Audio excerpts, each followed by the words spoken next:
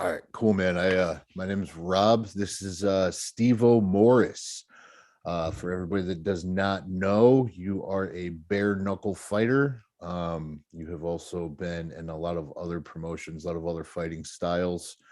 You're kind of going all over the internet right now, and just kind of hand the mic over to you, give you an opportunity to kind of, share your story, who you are, where you're from, and kind of get this going.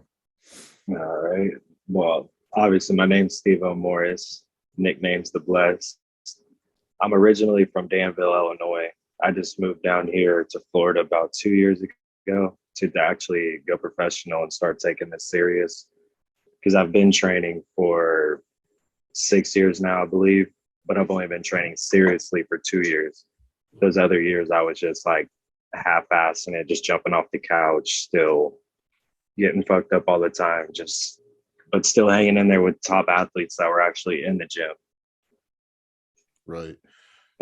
What got you into fighting? Like, because I know a lot of people tend to have kind of a shoddy background, that even kind of brought you into the gym in the first place. What kind of got you even into the gym? Kind of like the typical being picked on kid where I come from. It's not a very nice place. And I just got sick of it one day. And when I hit the kid for picking on me, I just noticed like he never got up. And then from from then on, I was like, well, I wonder if everybody messes with me, if I can just start doing that and people will leave me alone. And then that eventually, I did that. And then we had a whole bunch of, we used to meet up in backyards and stuff too and fight. And I was always just whooping people and I never stepped foot in a gym. So it was just natural to me. And then Yeah. I took that into boxing. And then once I started boxing, I thought I was a badass when I first went in there and said I would whoop anybody in there. And I remember the coach put me in with this tiny little teenager, and that was the most ass whooping I got for 3 minutes straight. And then that changed my aspect on the way I look at fighting. Like, there's Yeah. always gonna be somebody out there that's bigger and badder. Oh yeah. Yeah, I know. For me, I got into it. I got into jiu-jitsu after my big medical crash, and like I couldn't really walk that well, and it was just kind of, I needed something to get like this violent frustration out. And jiu-jitsu was it. It just sucked going in at like 210 pounds and having like these little Oh 150 yeah. guys like take me out like it was nothing. And I mean, I could last a couple minutes for like just using strength, but as soon as that kind of fatigued out, I was screwed. Well, So they say jujitsu is based for the smaller guy to be able to take yeah, the bigger guy. So that yeah, would for make sure. sense. Yeah, no, it definitely did make sense. It was a very humbling experience on my ego, to say the Mhm. least, I guess. So you were talking about kind of like when you were just kind of messing around in the gym, fighting a little bit before you went down to Florida, and you were drinking and partying and stuff. Is that something that you've done kind of a lot back in Danville? Or like, is that just like part of the culture? Because I know Indiana is not the most prevalent state, for entertainment. Mhm. I know every time we have to go there, my Muay Thai team, we go to right outside of Gary, and so Yeah, I'm Illinois, that's but it's just kind of like in that little realm to where there's mhm. really not much going on. Was partying and drugs and everything a big part of your past? Yeah, that's the only way you have fun around there pretty much because there's nowhere to eat. You get the basic ass like McDonald's, Taco Bell, just the basic shit that you're gonna be sick of after 2 days of being there. Yeah.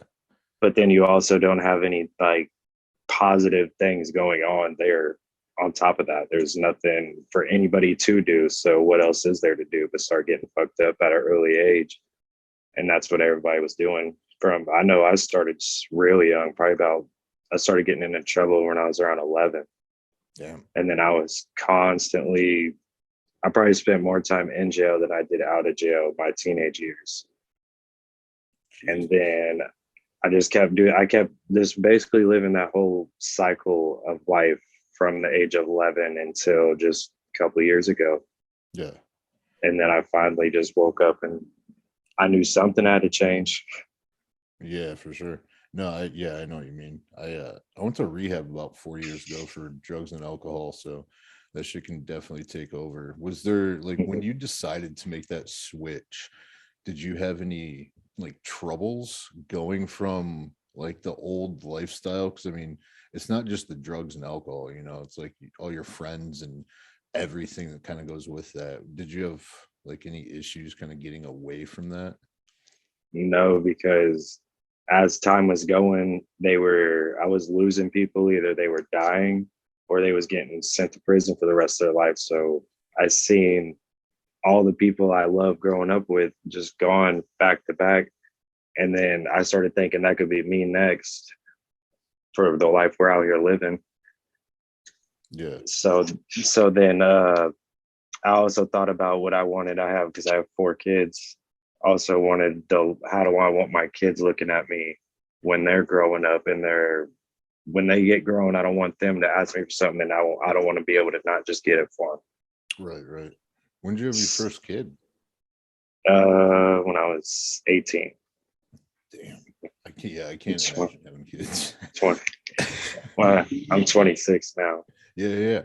Yeah, I can't imagine having 4 kids at 26. When I was kind of like going through your profile, I saw your birthday. It's like, oh shit, now you got 4 kids. Like my fiance is 26 and I can't imagine having 4 kids. Like Yeah, especially on top of being a fighter and everything. I hear that a lot. Yeah. I hear that. Do you have time to like, I mean, obviously you're making time, but like Mhm. with the fights, like during fight week, like how busy that week is, and then you're gone a lot. Are you able to still keep communication with them, or do you just shut them completely out for that week? No, I'm with them every single. Sometimes they're even there all the way up until I get on the scale and I go fight, and they're still right there. So they basically never leave my side. Oh, that's But amazing. as we're going up in the promotions and in the rankings, I'm going to be traveling a lot more. So that's not going to be obviously not going to be able to happen. Yeah, yeah, for Uh, sure. but usually their mom. Well, I have a couple moms. That makes it even more difficult. How so? I have I have I have 4 kids with 3 moms, so it's even more stressful to deal with. Yeah. How many But of them don't like my you? two, my current girlfriend. Oh, we're probably gonna get married, honestly. She helps out incredibly. Like she's my backbone. She's with the kids 24/7. And in those last 2 weeks, like right now, she knows I'm gonna be getting angry and anxious because I'm a fat ass at heart, and I come down from 175 pounds down to 145 to fight.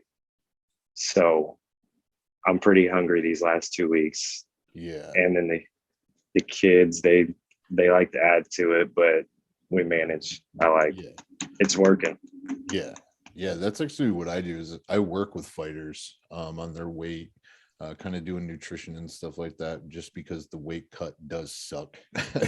There's no way Yeah, no, around it. Yeah, it I'm doesn't matter how much education you have helping somebody out. It still sucks, especially 70 to 45, which is pretty average, it seems like.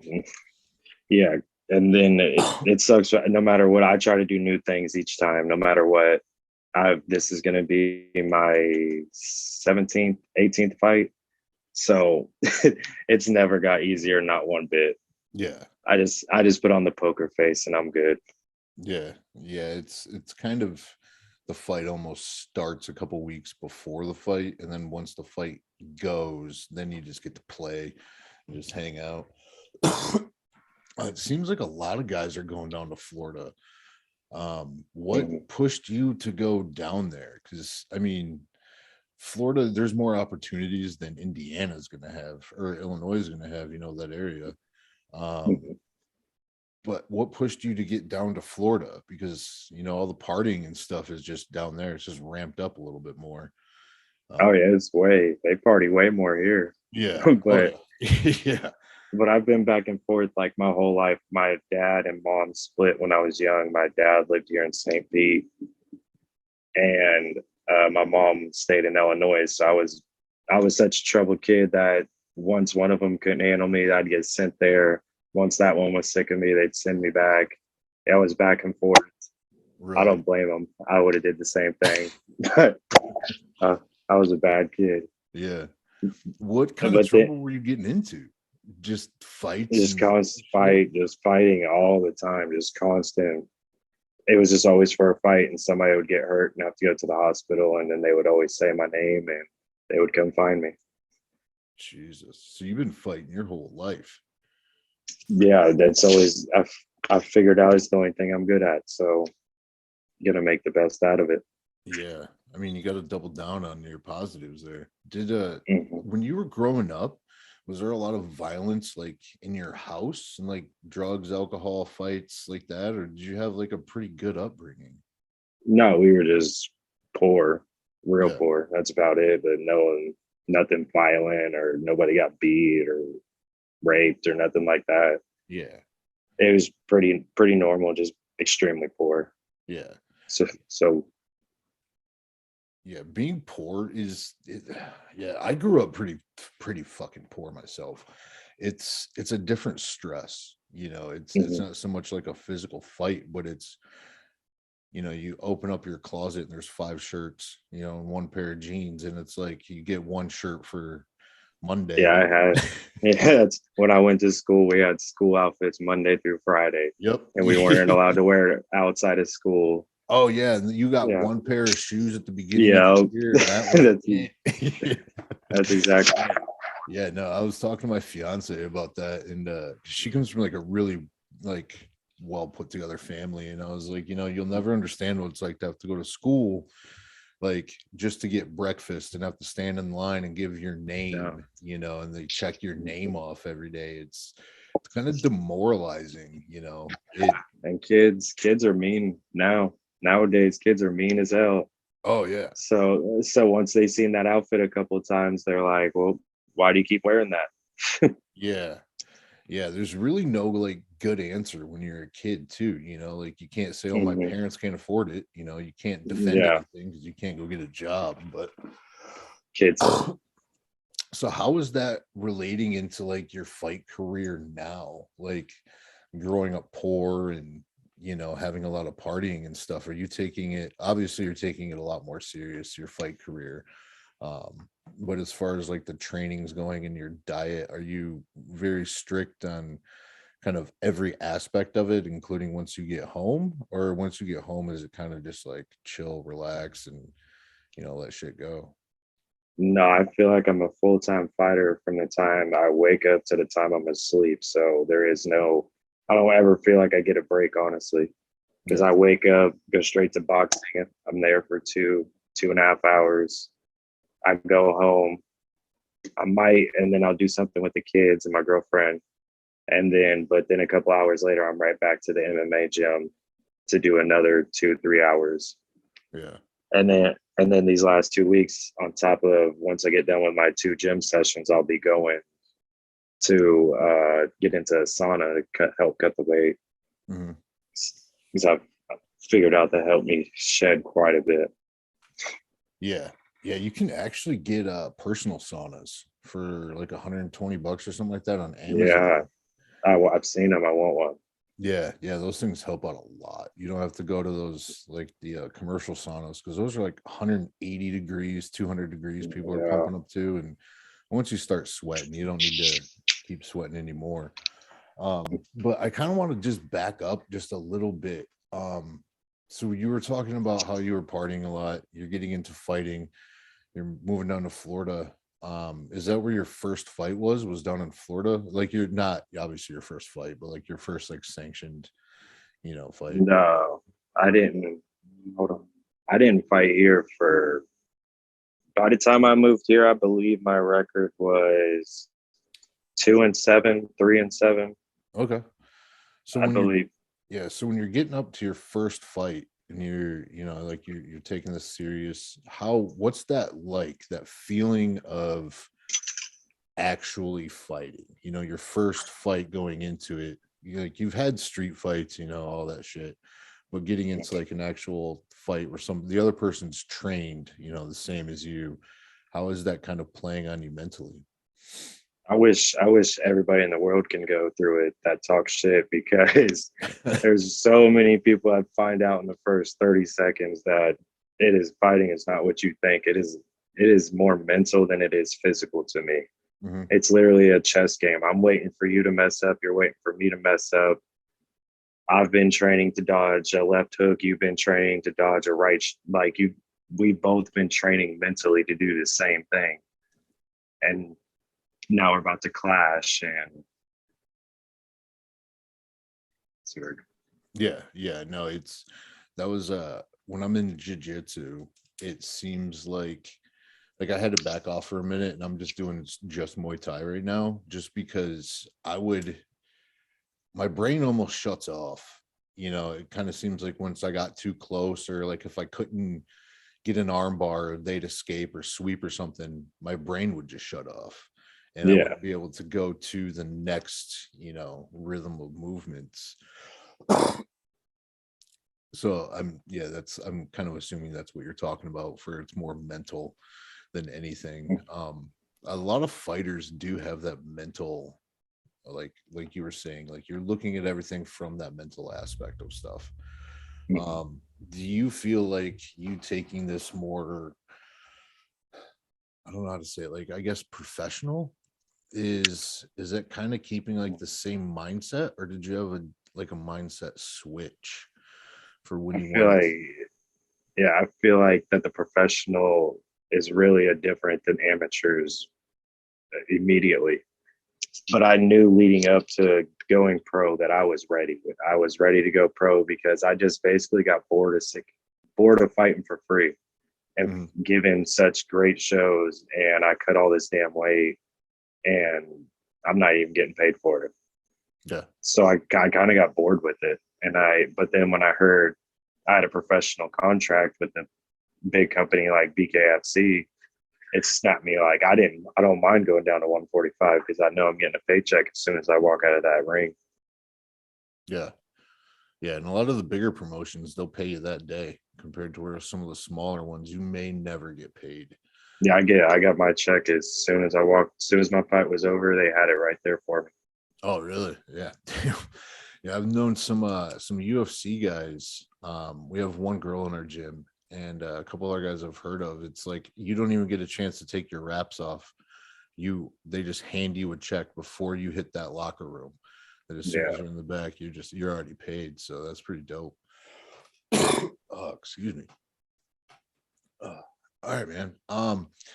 So when, yeah, I don't even really know what to say, because it just seems like you brought up the BKFC, and that's like a new promotion that's been going on over these last few years. It's How do you get into that, and how do you, because that is street fighting almost, like That's what I call it, professional street fighting. yeah, That's what I call it. yeah. So is this like taking you back to your childhood, of just throwing, because I mean, like, Yeah. It makes me like such a unreal feeling to be so comfortable and confident walking in to a fight that you know you're about to fight bare knuckle against a professional athlete. But I've done it so much growing up that I am just like, I don't get the nerves I do when I'm walking to an MMA octagon. I know like there's so many things that could happen. I could get kicked in the face, I can get taken down, knees, elbows. Like there's countless things that could happen. Uh, but when it comes to the bare knuckle fighting, there's not much. People already can't handle my striking as it is. I feel like I'm a very above my class striker. And when you can't take me down, what else are you going to do? You can try to clinch me, but I'm very strong there too. So it's just the confidence I love it gives me that I'm not even worried from the second I get in there, because I've been doing it my entire life. And now I'm doing it in front of millions of people getting paid money. yeah, yeah, for sure. Do you have a lot of like family support on both sides for what you're doing? Yeah, my mom, we got a really small family, but everybody on my mom's side is supportive. I don't talk to my dad or anybody on that side. but Yeah. I have a lot of people that support in multiple states. Like I got people that support me, Illinois, Indiana, Kentucky, New York. There's quite a bit of states because I've traveled all over the place and got in contact with good people, and Yeah. they've followed me along my career since I've met them. Yeah, yeah, for sure.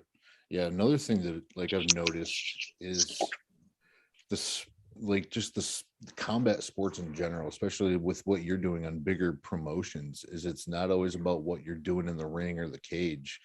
Like it is also about the promotion that you put on for yourself outside. Seems like some people are almost doing too much social media and putting themselves out Mm. there to where they kind of lose track of the sport itself. Oh yeah, there's a few people out there like that. Yeah. Uh, but also, oh man, I forgot what I was about to say. What were you saying again? Yeah, I forgot that too. Oh, the Okay. there's people that worry too much about like social media and promoting themselves Oh over. yeah, I remember actually speaking about going back to the question since you brought that up. Yeah, How do you get involved in BKFC or fight for them? yeah, yeah, What for the most part they have tryouts to where you show up and there's usually like 60 to 100 people there, and one of the first things out of their mouths at any tryouts I've heard of or I was to personally, that they don't care how clean your jab is, how fast you can throw your combos. They're looking for a good personality, yeah. and that showed me a lot too about the inside the fight game. Oh yeah, yeah. It's crazy how much But fighters don't pay attention to that though. yeah, because there's some guys in that promotion that had no business being in there, but that could happen anywhere. So I can't just speak on that promotion Yeah, itself. yeah, for sure. Is it set up kind of like the PFL Contender Series and Dana White's Contender Series and things like that, where it's a tournament type style, or you just going in, you get one fight, and then they kind of judge based off of that? They go from what I've seen, they give people one fights or they give you multiple fights. Just but your first one, it's more than likely a one, so they can see what you're gonna do, so you can realize what you're getting into. Because a lot of people don't realize this is not boxing, this is not MMA. It does not feel anything like that from the second the bell starts. Because you guys are like within arm distance. As soon as that bell starts, that guy across from me could just punch me in the mouth without me having time to think. Yeah. Is your range different? So I feel like Yeah, oh yeah. everything's got to be like you're not worried about takedowns or kicks, and you don't have like that extra, whatever on 16-ounce Yeah, gloves. it's got to be an extra 2 3 because Yeah, 2 3 inch, because once I went out there and I remember I went to throw a couple jabs and it was like where it landed or where I seen it was going to land, I was like, that is way off. I'm not used to this at all. yeah, yeah. It's got to be a complete different feeling, especially. I mean, like I imagine getting hit, you're not feeling it, or are you Mhm. still feeling it because you've had enough. You don't have that big adrenaline dump, or Well, in this, the only thing I can say, I was only hit twice in my fight because he did more hugging than anything. But the one hit that I do remember him, I remember seeing it coming because I ducked down and I put my guard up. But the hook still, you know how when you put your hands up in a boxing glove, Mhm. the shield from right there is going to block that punch. Well, bare knuckle, it's just going to come in right behind it. So I remember when I was blocking, the punch came through and it like rocked my head. And it wasn't even that heavy of a punch, but I remember just feeling the bone on bone. And it was enough to be like, you don't want to do it. You don't want to feel that. It was definitely a different because the gloves, I can take those. I'll go out there and bang 5 3-minute rounds. I don't care. Right? But bare knuckle, I want to be very smart. You can be like a sniper almost. I feel that's what I call it. Yeah, for sure. How many fights do you plan on taking a year? Because you got to take a beating off of this shit. Even just your hands. It doesn't matter if you get hit. Your hands got to be going through a beating as well. Yeah, I've seen other people. My fight, I got very blessed with my fight. I didn't. I didn't have no marks, so no cuts on my face. My hand knuckles weren't sore because, like I said, he was doing more hugging than we were hitting. So Mhm. any chance I did get to hit him, I was taking those shots, but it wasn't enough to swell up my hands. Oh, that's good. Hopefully, but I would like if I could, I'd fight every month. I don't like sitting around. Really? That if as long as my hands are good, I'm healthy, and I can make weight, and they're paying me, I'll be there. Yeah, it seems like the fighter mentality, man. It's Yeah, pretty much but across the board. as long as they don't try to cheapskate, I don't want. I feel like I bring actual value to promotions Yeah, for that sure. a lot of other fighters won't bring you. So I feel like I should be treated like that. Yeah, no, definitely. Yeah, so the show is called The Fighter's Story, and just looking at you, you're covered. And Oh yeah. that's basically just a book in itself. So you mind kind of like walking, not do a full body walkthrough, but like how did you start getting tattooed? And like up to like you got maybe the top of your head and like an ankle left, or like Yeah, does it no, look like you got I much still room have left? I still have both my legs. Okay. But yeah, I started every single one of them means something except for maybe like two, three are just for looks, just because I needed something there. Yeah. What was But your first one? this arm is for Illinois, and then my left arm is for Florida. I This was my very first tattoo ever. The pair of boxing gloves says knockout fighter. I got that when I was 16. My mom had to sign for it at a shop, Oh damn. and she was like, no more after that. And then I ended up jumping straight to my fingers. And I got this hand says game, and then this one says over. And she was not happy about that. So it And seems like you just knew you were gonna fight forever. yeah, I just knew it. I just never knew how serious it could actually be Yeah. because I didn't really pay attention to sports like that growing up. Yeah. One, because Did you watch fighting or wrestling or anything like that growing up? I actually hated wrestling until I moved to Florida. I used to talk so much shit about wrestling. And then I moved here and met my wrestling coach, Mahmood, and he changed my whole outlook on the way I look at grappling. Yeah. Yeah. Wrestlers suck to grapple with. They're Yeah, just yeah. I, I hope people say that when I grapple them because I'm way more of a wrestler than I feel like I'll ever be a jiu-jitsu. Yeah. Yeah. Wrestling's crazy. Another thing with wrestling that I've noticed is there's that big correlation between like just the promotional side of it, of like you have not so much like the wrestling that we're talking about, but like the WWE style of wrestling of promoting yourself, kind of playing that character type thing, kind Oh of yeah. doing like what Connor, what McGregor's doing. No, You have, he's just really crazy. yeah, oh yeah. That's not an act. Yeah, no, I Yeah, just but, saw something to where he's trying to go after Kamaru Usman. That's like yeah, I saw. that's his fight That's comeback. That's insane. But I He mean, needs to win at least two fights before he talks like that. yeah, exactly. I thought him and Chimaev would have made a good fight, even though Chimaev would have killed him, but Oh yeah, it would have done something, would have at least shut him up for a while. So Jesus. I feel like ever since COVID, I've been afraid to cough. So I like hold it. yeah. It's like, I feel like that at the when I'm at the gym. yeah. Did your guys' gym shut down during COVID? Because I mean, you've only been pro Uh, for 2 years, which is about the time COVID's been going on. So it's like not a good time to turn pro, or when did it turn up when for you?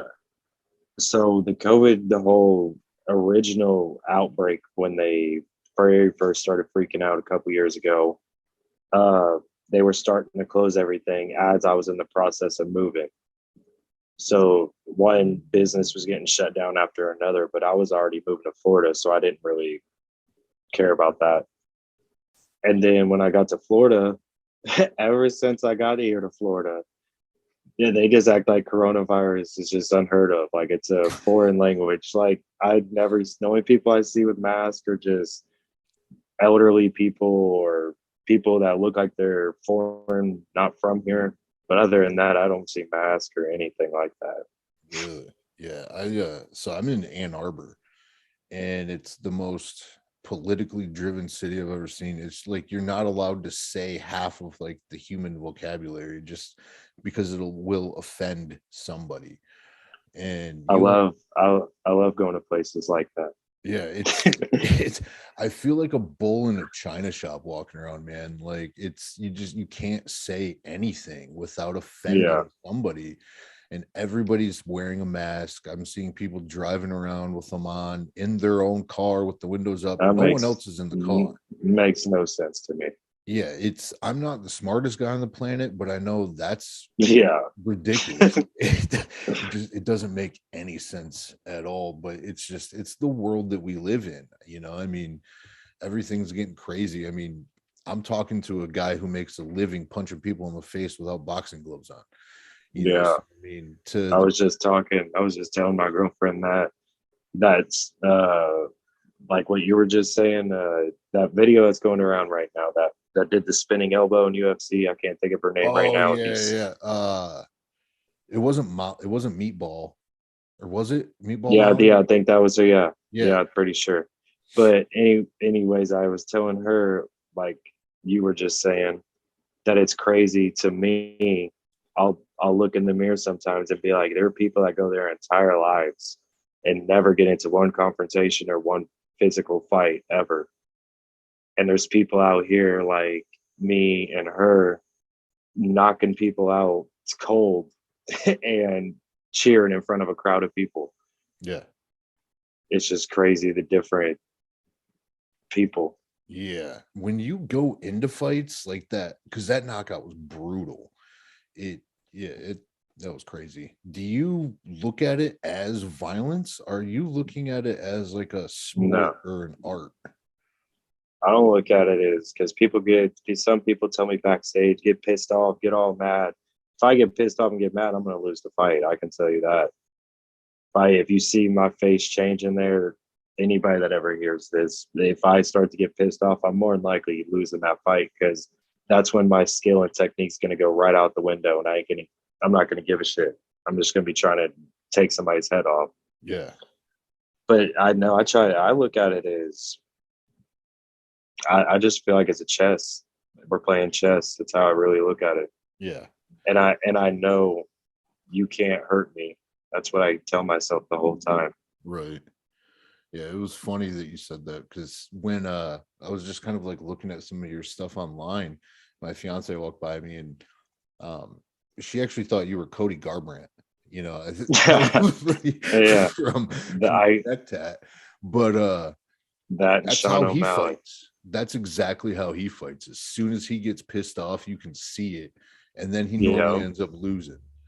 yeah, Have that's you how it. always had that temper?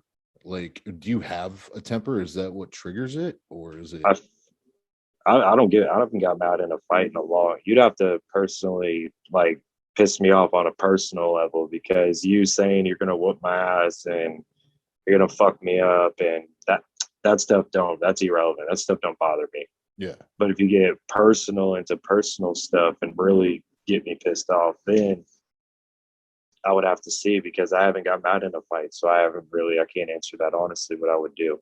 right, I feel like if I get pissed off and I don't end it in that 15-second burst, I'm going to be extremely exhausted right. Yeah, because I'm going to be throwing everything with no technique and it's just going to be just getting thrown back to back. yeah. I'm trying to. So I just had a question that can't remember. Shit. Yeah. um, I hate when I lose my train of thought. I feel like this is where the editing part should come in, but I don't You always. know, I just don't always do it. It's no. You said something. Um,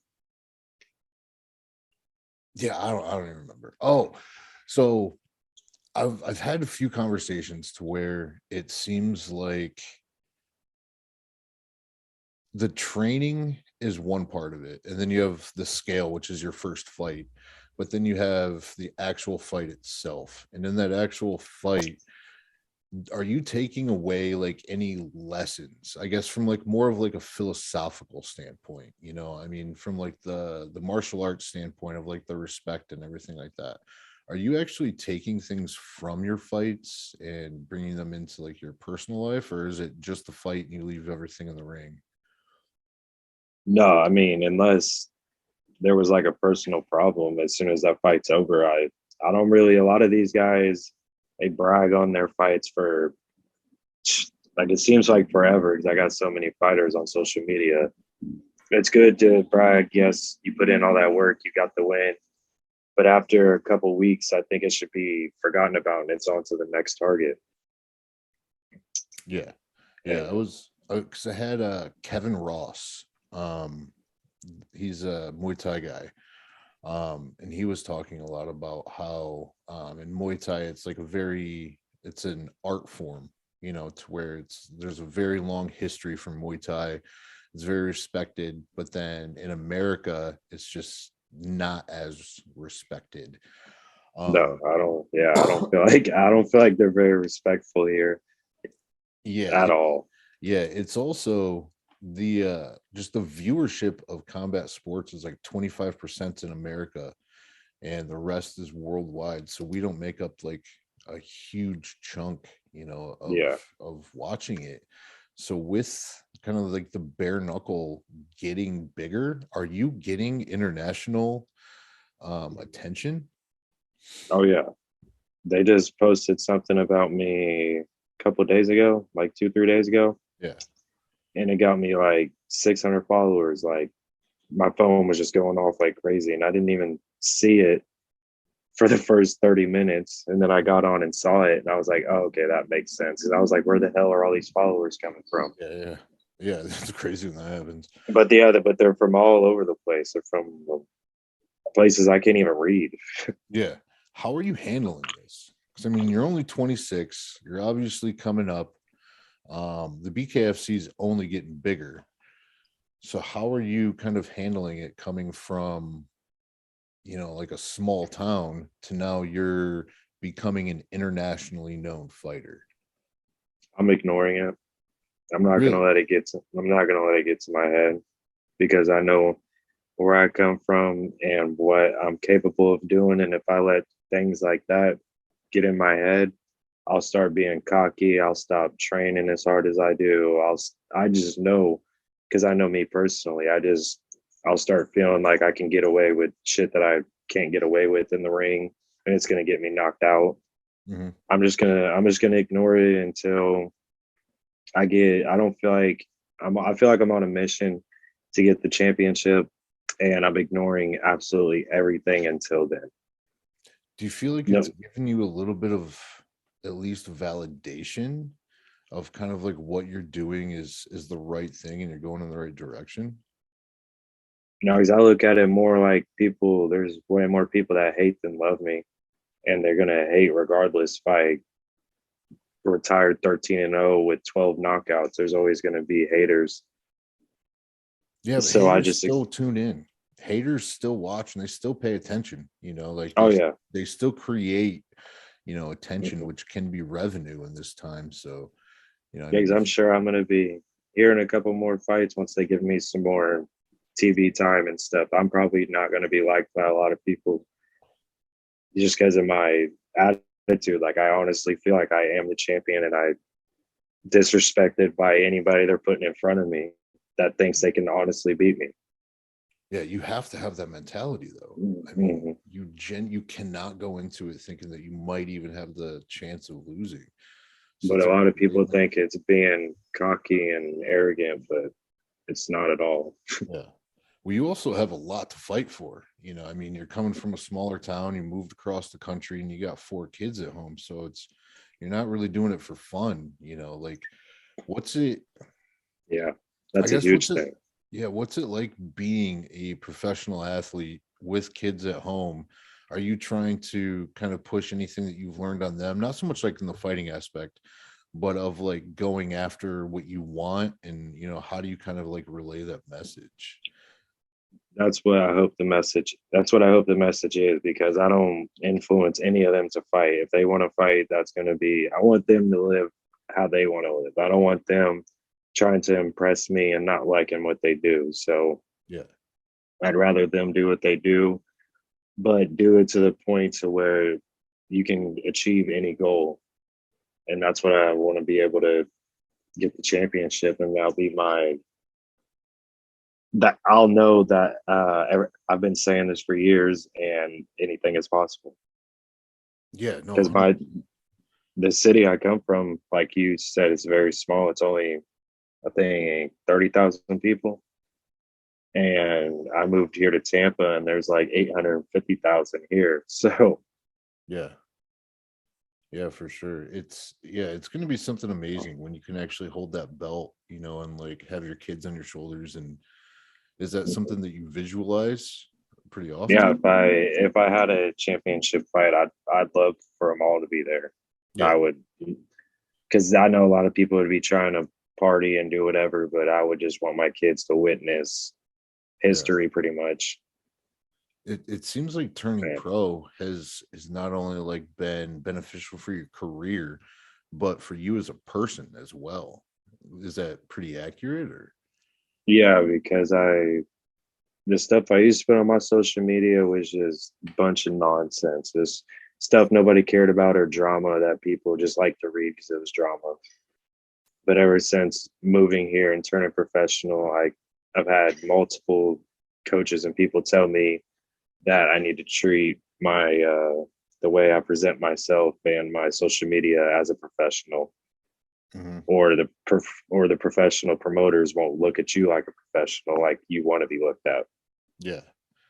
Yeah, it's a weird thing to have to promote yourself when you're signed to a promotion that you kind of want them to promote you. It's a weird thing, but once you become the champ, and it's all kind of built in. Do you think you're ready for that?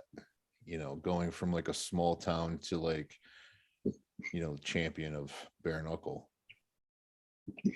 I feel like I know I am, because I've been doing it my whole life. If you ask anybody that's ever known me growing up, what was I known for? What was I always into growing up? They're gonna say fighting, and Yeah. that was always bare knuckles. So to get a championship belt, a big check, and on TV, that's just like, that'd be my dream come true. Yeah. So you have a fight. Is it? Yeah, it's the same week. It's the 8th, right? April April 8th, 8th. yeah. Yeah. So if that's a championship fight and you win, does your life change after that? Like if it were, This, to be a uh, championship fight, like how does your life change after that for you and your kids? I feel like once I get put in that position, then I'll know, because I don't know. I don't know until then. But if it Yeah. was, then I know that everything changes when you become a champion. Yeah. Your people look at you a lot different, and you got to present yourself as a champion and defend that belt like a champion. No, because nobody wants a guy to just get a lucky belt win and then defend what's his, and he loses right off the bat. Yeah.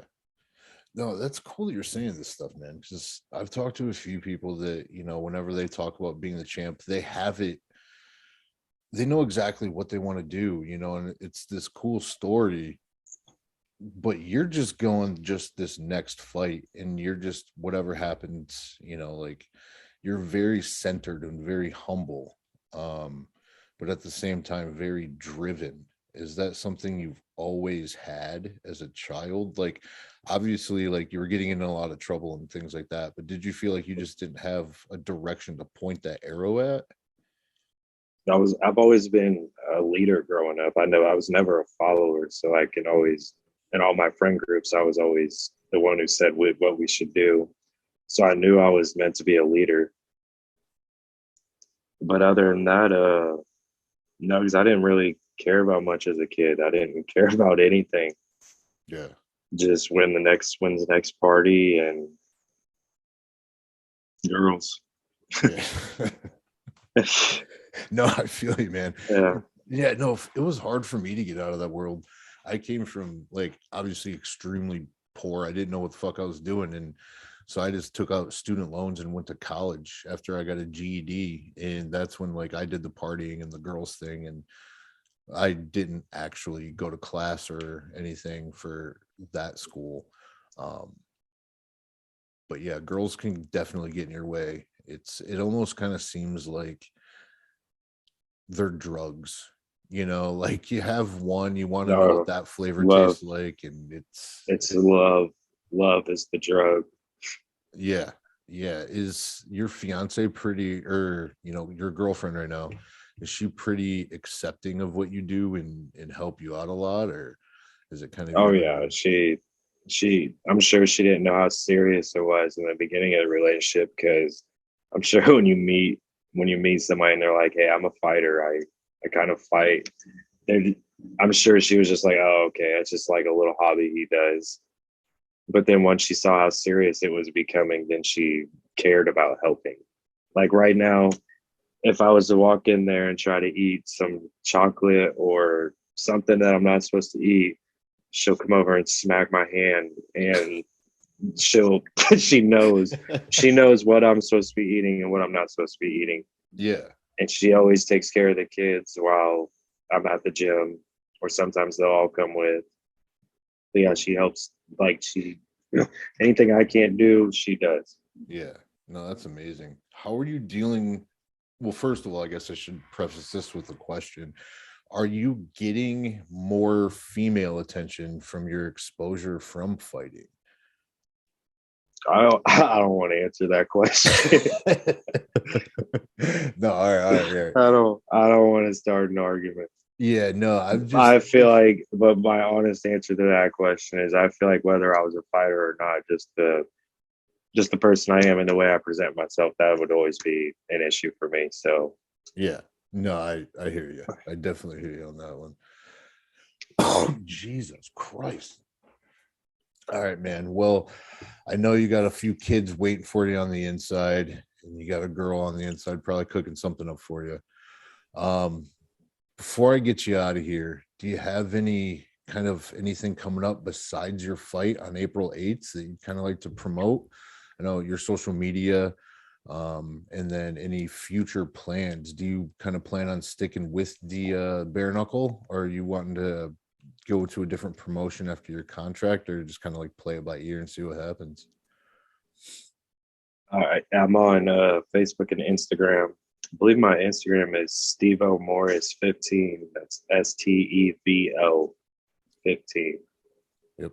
Uh, what else was I about to say?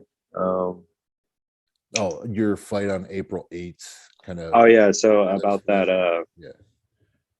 the fight, my next fight's April 8th in Kansas, Wichita, Kansas for BKFC.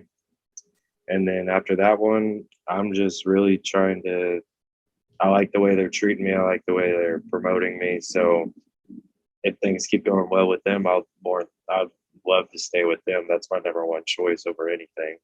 But I also do train MMA always. I'm never going to stop that, just for in case things with BKFC don't work out and I need to go take an MMA fight.